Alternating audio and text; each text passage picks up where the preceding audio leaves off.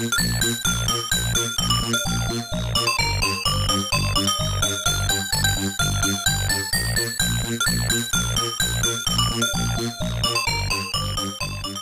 い、名前は三辻吹雄と申します。ゲームの中では MTJ という名前で出ております。私は台東在籍時、主にゲームデザイン、そして、自分のゲームの、キャラクター及びその他グラフィックのデザイナーも兼任していました。私の主な作品は、バブルボブル、レインボーアイランド、スーパーデッドヒート、ハレーズコメット、ボルフィード、サイバリオンなど、多数あります。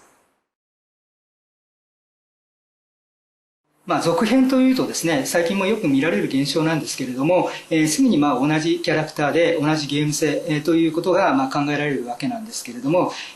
本作は企画段階から、全く前作とは違うものにしようと考えていました。で、そのためですね、企画を一から考えなければならないということで、非常に苦労も多かったのです。で、私があえてそのようにしたのは、マンネリズムというものがですね、ゲームにとっての大敵であるというふうに考えていたからです。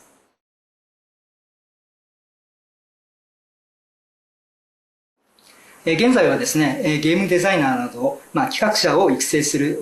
業務に専念しております。ですから、これから私がゲームを作るということではなく、私が育てた、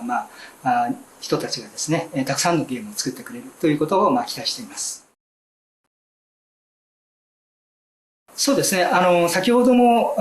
申し上げました通り、これは私の人生観につながることなんですけれども、一生のうちでできること、自分一人でできることというのは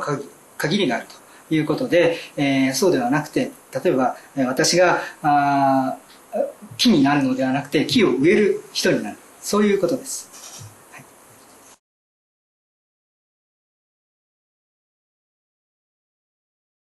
はい、まずですね、最近のゲームというのは、非常にですね、複雑になり始めているというか、すでに複雑になっているというふうに考えています。で、難しくなったかどうかということで言えばですね、アイデアが枯渇しているという側面があり、同一の、ゲーム性のものが多い分ですね、プレイヤーの方が非常に慣れてきているということで、難易度も必然的に上がる傾向が多くなっていると思います。ですから、より多くの方にですね、ゲームを遊んでいただくためには、斬新なアイデア、なおかつ、わかりやすいゲーム設定、ということ、すなわちシンプルで奥深いという要素が、これからのクリエイターに非常に求められている要素ではないかと思いますし、また斬新な要素というのも、ぜひともですね、これからのクリエイターたちに追求していただきたい要素だと思っています。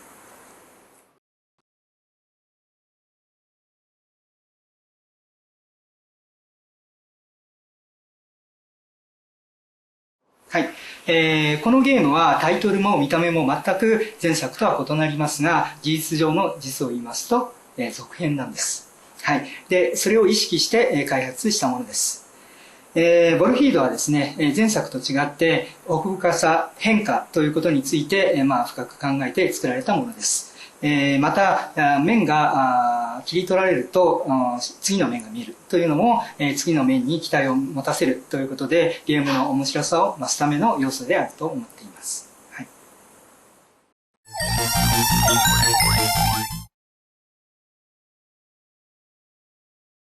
ゲームの面白さとは何かということを、徹底的に分析しまして、それをですね、論理的に、細部にまで反映させたのがこのゲームです。当時は、スリルと爽快さということをコンセプトにゲームを設計していました。泡はですね、直感的に面白さを伝える要素として、用いています。また、それをまとめて割るということは、すべてですね、前述のスリルと爽快さというコンセプトにつながっています。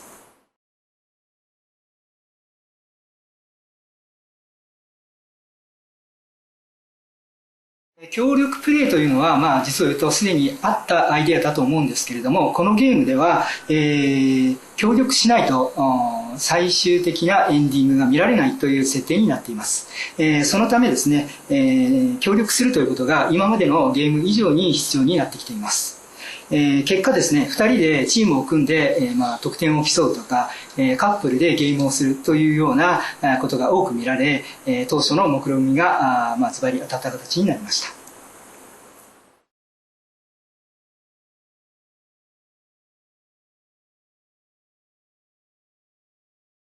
例えばバブルボブルの時には、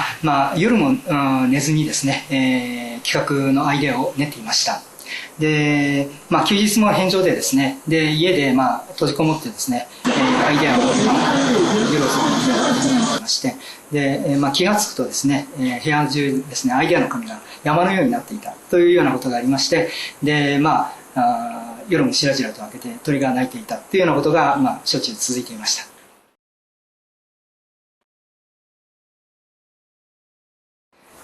両作品に共通することなんですけれども、日本のゲームセンターに当時女性が非常に少なかったんですね。で、この問題を解決するためにはどうしたらいいかというふうに考えました。で、まず、そのためにはカップルを呼び込むということを考えたのです。したがってこのゲームでは2人用の可愛いキャラクターを使ったゲームということに、設定をしました。